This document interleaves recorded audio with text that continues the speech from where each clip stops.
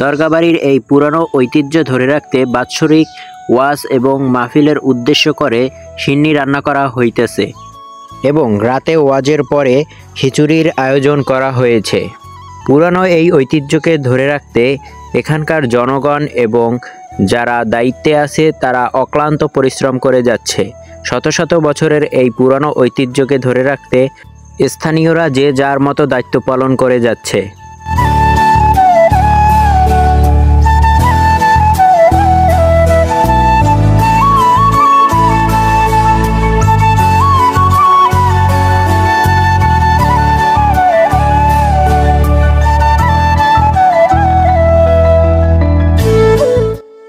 আল্লাহ তাআলার এক ওলি এখানে শায়িত আছেন বলে এই স্থানে প্রতি বছর পহেলা অগ্রহায়ণে এই দিনটি উদযাপন করা হয়।